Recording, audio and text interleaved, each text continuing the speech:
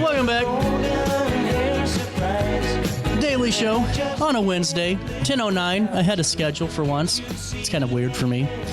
Always great to chat with our friends at Centerstone. We're fresh off the tailgate and really just another great conversation. Karsen Feeney's back on the show. I remember having a conversation with you last year, Karsen, and Rebecca Arnold joins us now. Rebecca, nice to meet you. Nice to meet you, CJ.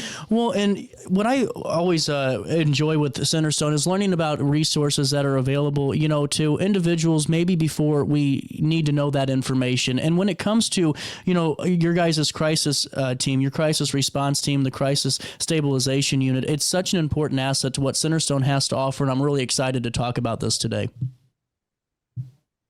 Well, and before we go right into this, take me through your backgrounds too and your roles at Centerstone. Rebecca, we'll start with you first. Take me through your day-to-day with Centerstone. Yeah, so I've been at Centerstone about 5.5 years now. I am a licensed clinical professional counselor and LCPC. Currently, I am one of 2 clinical coordinators for our mobile crisis response team out of the Alton office in Centerstone. We do have offices down in the South too that operate with mobile crisis response towards like the Carbondale, Marion, West Frankfort area.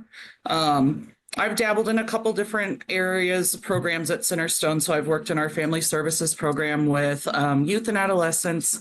I have had some adults on my caseload as well. And then I've been doing crisis for about 5 years now at this point too. So. Well, and, take me through, before we bring Karsen into the conversation, your time working with crisis in this department and what your experience has been, because to me, it's one of those where to work with somebody that's going through the trial or tribulation of a lifetime and going through that moment, but also on the flip side of that, seeing the growth that could follow and really the success stories that are there. I'm sure that there's a two-pronged approach to what you do day to day. Yeah, so I'm not out in the field as much as I used to be, which is a bummer for me because I do love getting to meet different people in the community. Throughout my time in crisis, I've met people at some of their lowest places. And I think that is like a true honor and privilege of being a crisis clinician, is getting to sit with people in those really vulnerable, tough spaces when sometimes they don't even know what to do with everything that they're experiencing or feeling. CJ, part of our job, we don't really get to see the outcomes too much. Yeah. So once we do crisis assessments and either link people, it's always our goal to keep people in the least restrictive environment, which means we want to keep you at home or in your community and not recommend hospitalization if possible. If you can stabilize in an outpatient environment, that is fantastic. That's right. What we want. Sometimes people can't be safe at home, though, and require a little extra stabilization with psychiatric hospitalization. And once they do that process, we try to engage with clients to get them back into services at Centerstone, or just provide resources. They can be in services wherever they choose, but just to continue that stabilization piece after they're out of the hospital. So that's the part we don't really get too much follow-up with clients. Yeah. So that is hard because there are clients that you meet that, touch your soul and you're like, I wonder how they're doing. That's when self-care becomes important for therapists too, to take care of yourself while you're managing that. Well, and that's something that we've talked about, with our conversations with Centerstone too, is, how you guys manage your own mental health while helping, everyone else. And, Karsen, it's great to have you back on the show. And just to refamiliarize our audience, take us through your background at Centerstone and your day-to-day with the great organization. Sure. So I have been with Centerstone for about 5 years off and on, and I am the coordinator for the Crisis Stabilization Unit down here in Carterville. I do get quite a bit more client interaction, I think, than Rebecca does. Where we fit in is kind of right in the middle of what she was describing. So there are outpatient services and there is inpatient hospitalization, and then the CSU kind of fits right between there.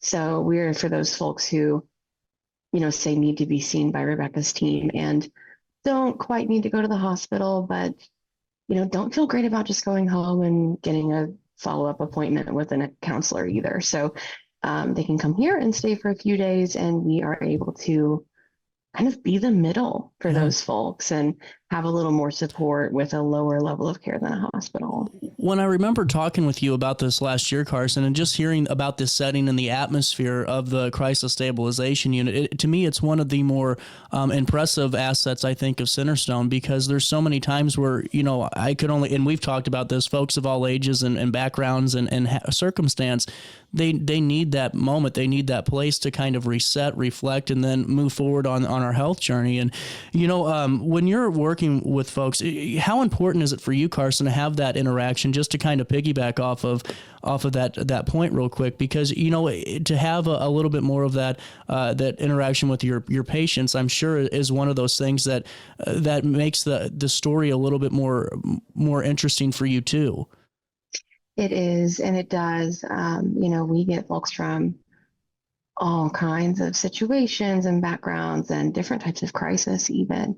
And I mean, for me, I really, really just enjoy connecting with people. I'm such a talker, so I want to just chat all day with all of our clients, and just really figuring out what they need and being able to kind of watch them during their stay, just, open up more, or, even something as simple as finally getting a copy of their birth certificate that they needed for whatever. There are very simple things sometimes that really can be barriers for folks.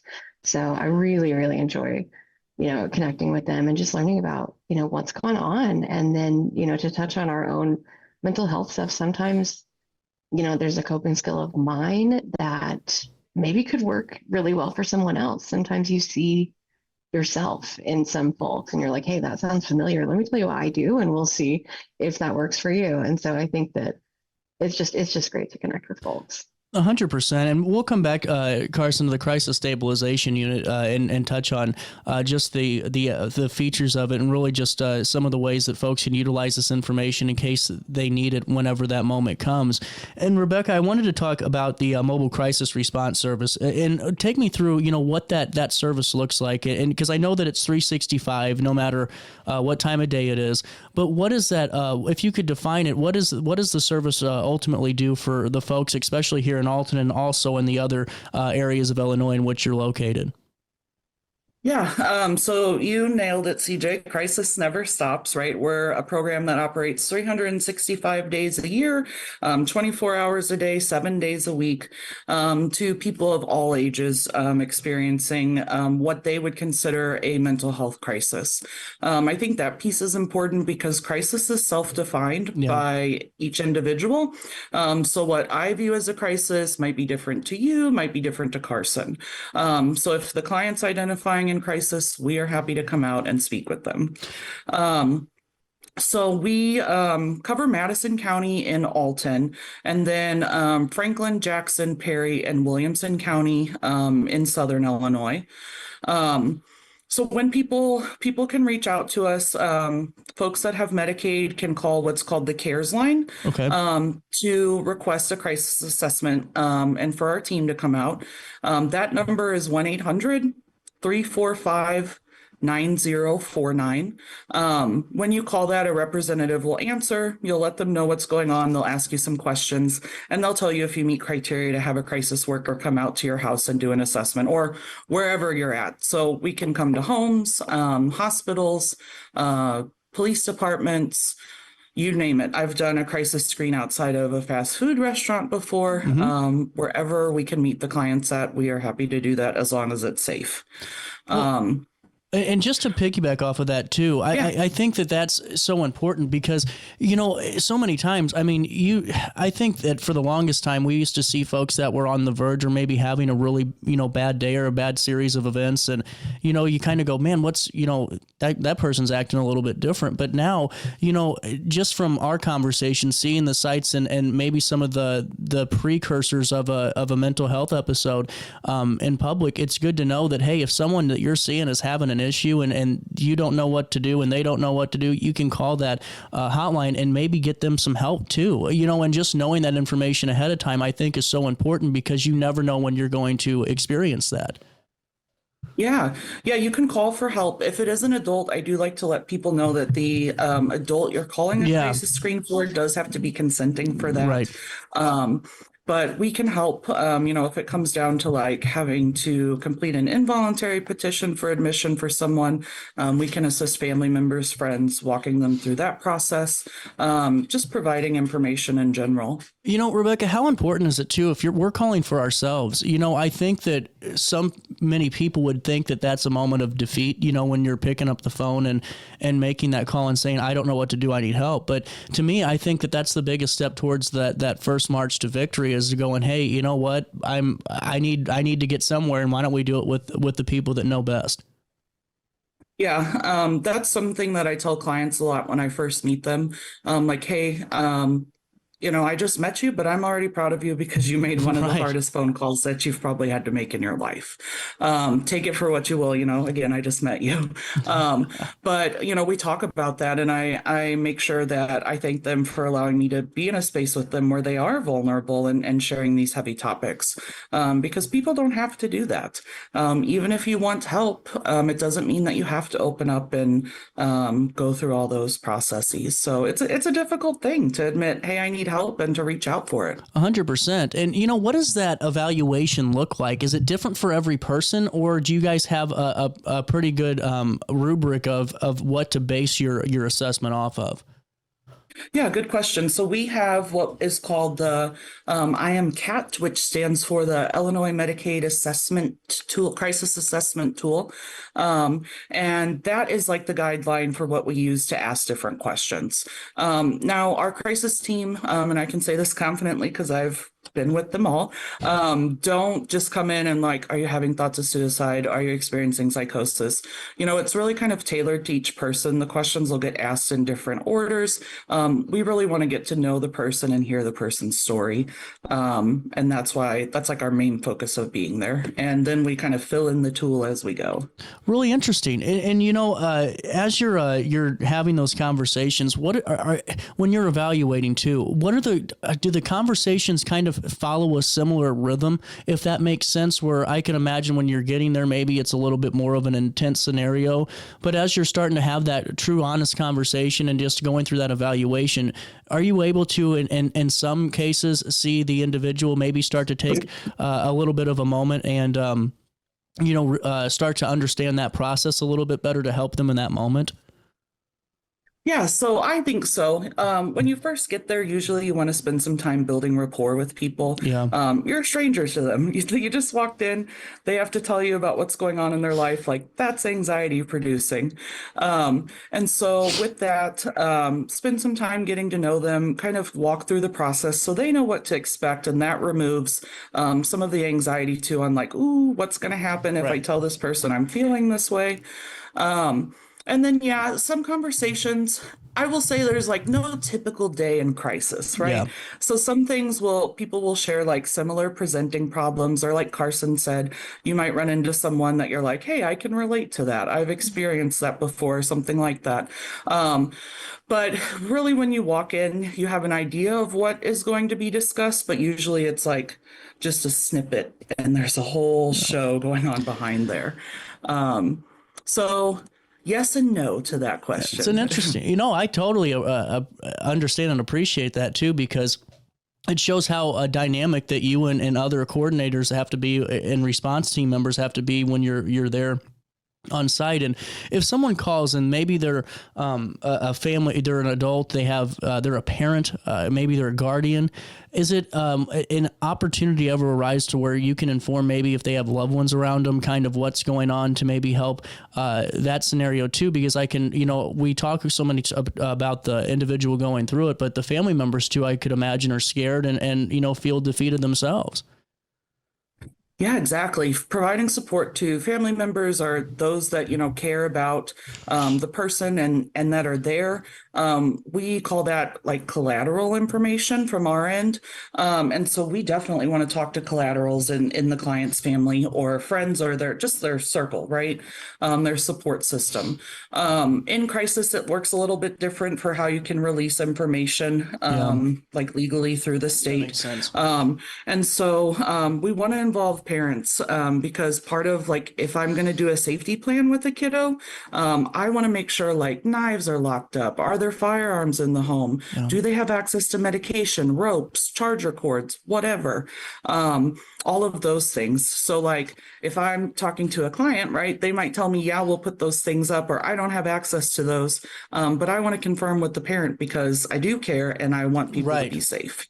100%. And Rebecca, thanks so much for filling us in a little bit more on what that response looks like and just what those conversations look like afterwards. And, you know, Karsen, as we get back into the crisis stabilization unit, which is, for folks that don't know, is in Carterville, this is a wonderful spot. And I remember talking with you about this last year. It's one that conversation that has actually stuck with me because of this opportunity for folks. This is a short-term stay, correct, Karsen? Between 3 to 7 days? We max out at 10. At 10? Yes.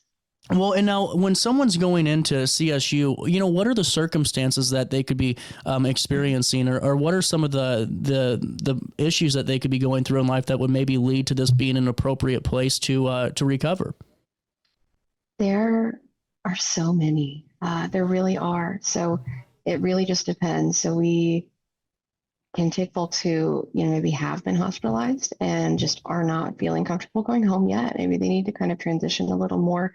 We take folks who are, you know, newly unhoused or maybe have been unhoused for a while and now there are just some more things going on. We take folks who are completely stable and housed and working full time and are just, you know, going through it for whatever reason. Maybe it's a trigger, maybe it's a flare of mental health stuff, maybe it's you know, a breakup, a divorce, a loss of someone or childcare, anything like that.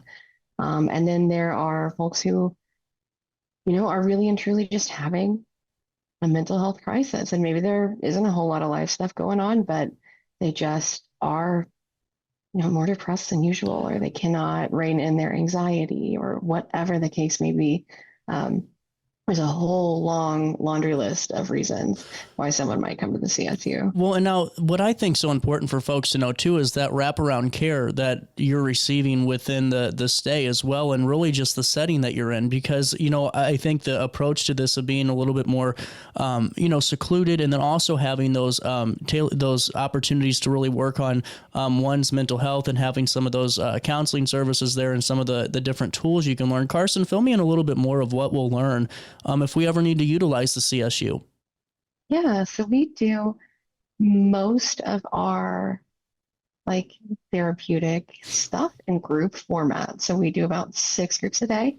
Wow. And usually we start the day with setting goals for ourselves. So that is maybe practicing a coping skill a certain amount of times today, or, you know, maybe I need to make a phone call and I just hate it and I've been putting it off and I need to do that, whatever the case may be. And then we go into more like healthy living stuff. And this is kind of where mental health stuff meets what are we actually doing to take care of ourselves physically? Are we eating well, or are we eating like I eat? Are we drinking enough water? Are we sleeping? You know, what are we doing?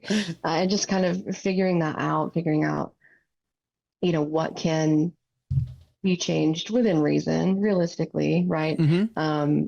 To maybe boost a little bit, to help a little bit. A lot of folks don't probably know, but don't necessarily consider in the moment the way that we treat our bodies and that connection to mental health, because it is so serious. Well, you're right, Karsen. And we've, you know, and just, I think so fascinating. We're all caught up in our day-to-day lives, you know, with whether it's work or paying bills or some other stressor that, you know, life and the good old American dream throws at us. We forget so much about taking care of ourselves. And you know, it might be more convenient to get that, you know, fast food restaurant, you know, lunch or dinner, but making sure that we're getting enough, you know, good vitamins and nutrients in us to make sure our bodies are healthy. And when you're there, that's where I think this is so important and so such a unique idea, because you're going there for a couple of days, but I could only imagine just what a couple of hours could do to somebody that's just finally hitting pause on what could be just a nonstop cycle for months and years. Yeah. And we do sometimes serve, you know, sometimes the main purpose is sort of that respite, like you mean, like we're here and we're talking, but right now you are here and you are away from whatever it is. And that can work wonders for folks. It really can. Well, and now, what ages do you guys start with the CSU if somebody is needing to utilize it? What age do you start? Is it 18? It is 18, yes. And we are co-ed, so we can take men and women and all genders in between. And we cannot serve youth in care, though. Gotcha. So if you are in DCFS custody but are 18 or over, unfortunately, we are not able to do that. I'm working on that, but we'll see. But otherwise, we are very, very open. There are some things that could, cause us to not be able to accept an admission, significant health things usually, or somebody needing a higher level of care usually, or really significant and recent like substance use stuff. We are not a medical facility. We do have a nurse full-time on site, but not 24 hours. And so we can't always meet the more significant or complicated medical needs of folks. Yeah. Well, and, also when it comes to admissions, how do we reach out? Is there a certain time that we have to kind of monitor if we're, ready to utilize this? Is there certain hours of operation, or is there a 24-hour scheduling line? There is a 24-hour line, and I will happily give it. That is 618-319-6069. And that's our unit number. So if you call that number, I will answer, or one of our recovery specialists will answer. If it does not get answered, leave a message. We'll call you right back.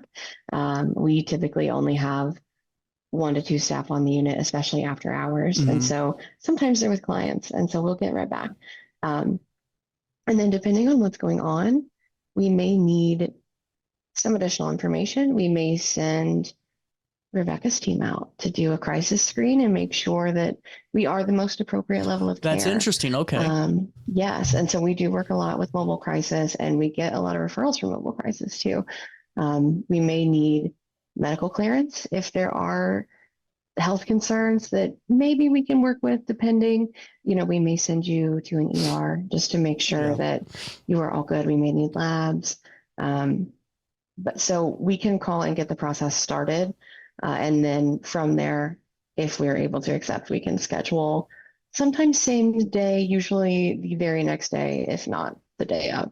That's really important, I think, for folks to know. And I'm really interested to hear about that collaboration and what that looks like for mobile response to CSU, because that was kind of on the front of my mind as we were having this conversation, is how many times are you guys collaborating or working together on a particular individual. And, going forward too, I wanted to ask one more time, Karsen, about CSU when it comes to insurance. You only accept insurance in Medicaid. Is there a no income or low income opportunity for folks that are really needing this service? What does that look like for admissions? Yeah, so we have a weird insurance situation, but we take Medicaid, Medicare, Illinois. We are not paneled to take private insurance. The thought is, if you are on private insurance, you should theoretically have access to better resources, different resources, more resources, whatever. That is not always the case. We all know that. So we do have self-pay options. We do have grant funding to cover folks who have no insurance, have no income. And we typically can get those private insurance folks a very low or no cost service. Well, that's really good to know too for individuals as well. And, Karsen and Rebecca, before I let you go, it's been a great conversation and always enjoy talking with Centerstone. Is there anything else that you'd like the public to know about when it comes to the mobile response team or CSU as a whole? I would like to plug, so if clients do not have Medicaid, they can still utilize the mobile crisis response team service.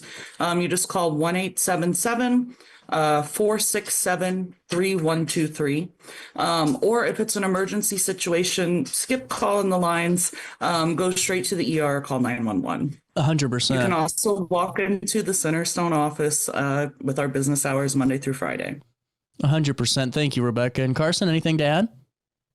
Yeah, I'd just like to say, if you're someone who is struggling to, maybe not necessarily in active crisis right now, but are trying to access services. So you're trying to see a psychiatrist or a counselor, and there's always some kind of weight. There's always a barrier to that. Yeah. If you get to a point where you are in a crisis, if you come to the CSU, we can help get those services set up before you leave. So we are able to expedite that process significantly. Usually we're able to have folks see our psychiatric provider next business day after they arrive. We're able to get those clinicians assigned outpatient, whatever those preferences are. And then they have folks to follow up with, and those appointments are scheduled before they leave here. So I do want to mention that just because it can be so hard to get into therapy, to especially psychiatry, things like that. So if there's an urgent need and you are in crisis or close to a crisis, please give us a call. That's such an important topic, because I think so many times that could be a big stressor too for folks going, man, I got to wait another, X amount of time. And thanks for hitting on that. And that'd be a good conversation to kind of bookmark for a later date for sure, Karsen. Yeah. And thank you so much for bringing that up. Thank you both so much for joining the show today. Always enjoy chatting with Centerstone. Yeah, thanks so much. It's 10:34. Thanks, CJ. Oh, no problem. It's 10:34 on this Wednesday morning. We'll come back, have a great conversation with Pride Incorporated, and learn more about some of the recent news getting thrown out there in the 618, including we're having a sunflower patch right there on Pysal in downtown Alton. That's going to look cool. Makes you smile, makes our mental health feel a little bit better too, With that being said, guys, thank you so much for joining us. We'll take a quick break. More Daily Show next.